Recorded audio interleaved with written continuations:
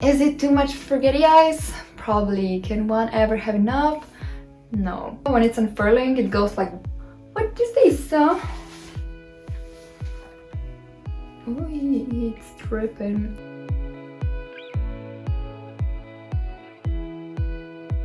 Hi guys, it's Katia here and welcome back to my YouTube channel. So today's video is gonna be about a particular Anthurium species that I just love and adore, and as you can see in the background, it's gonna be about Anthurium forgetii. Before I get started, I'm sorry if the light is a little bit shitty. I am filming this slightly late than usual. So today I am gonna go and show you all the forgetii, their own or their hybrids, and I'm also gonna tell you why should you get a forgetii. So we're gonna start off with showing you the two forgetii that you see in the frame. So these are my biggest one currently.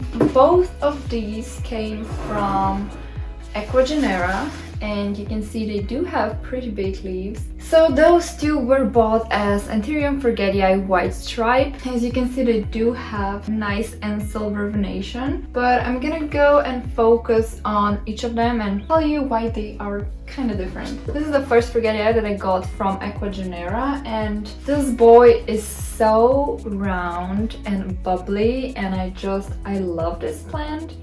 It has so many leaves, and each of the leaves just kept getting bigger. I think this is the leaf that I got this plant with, like this was the biggest one, and all of those have grown in my care. This one is extremely bubbly, and I don't joke when I say it, and it's also very symmetrical and round. The silver venation is just right. Super nice form of a forgetii. It's kind of like those classic forgetii if you think about it. One of my favorites. I do hope it's gonna bloom soon. We did have a slight root rot issue, but he is recovering now. Want to self it or like cross it with my other forgetii that I think would be amazing. And moving to the next one is also my pride and joy. So this one was also from Aquagenera. I think we imported it in May last year, so around a year, and I got it with this leaf as the biggest leaf, and when it was small it didn't really look like it's gonna turn out so great, and then it pushed out this leaf and that one, and this is the latest leaf, which is pretty damn big already. And this one in particular is a very dark specimen, even if you just compare the two. And yes, this one is slightly bleached, but this one is staying under a relatively bright light and it's just staying dark. There are definitely variations between species, and this one is on the dark side, which we love. It has very minimal silver venation if you look at it and compare this one, or if we compare it to a slightly more thicker venation as in this guy here. This one has even more texture than this guy has, and the new leaves are like amazing oil spillage. I'm gonna post you a picture here. It's just amazing, and it's currently in a process of pushing out a new leaf. Not sure you're gonna be able to tell, and as you can see, because it's been going into your face pretty much, it has an inflow. So this is the second inflow this guy has produced. The first inflow I have pollinated it and it was successful, but then one time it just dried up too much and the inflow aborted.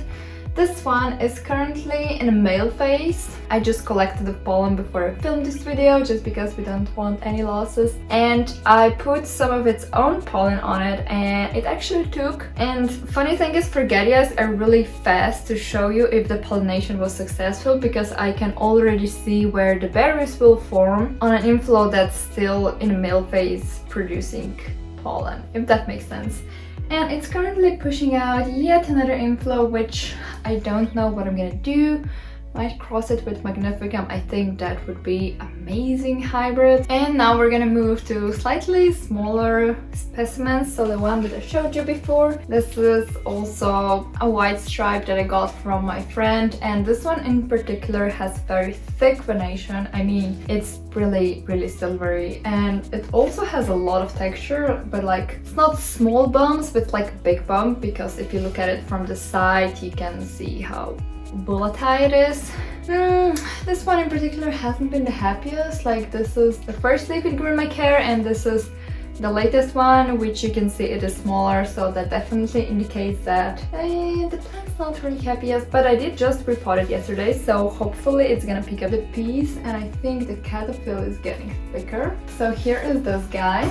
Now for amazing Forgetii hybrid, we have this boy. I imported this as Anthurium papillilaminum from Indonesia last year, so we can see really how widespread the Anthurium papillilaminum name is on pretty much all the plants, because you just slap it on there so people buy it. Nonetheless, I love this plant and I'm happy that I got it.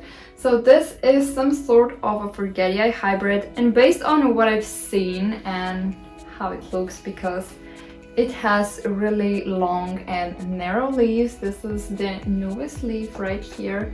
It still hasn't completely hardened yet, while the plant is already pushing out a new leaf. And mind you, I've recently cut it, so I should be having hopefully 3 successful babies of this one. It's interesting because it has a red sinus and very elongated leaves, and if you look at the venation of Forgetii, it's also much more minimal and not so prominent in terms of, you know, the veins kind of don't go into secondary veins and such. I'm gonna take a wild guess and say it's a hybrid with Boraquianum. This is allegedly a Forgetii x Boraquianum hybrid or vice versa, and it does look really similar. Now, I'm not saying it's just a Forgetii and a Boraquianum just because of the red sinus. What is this?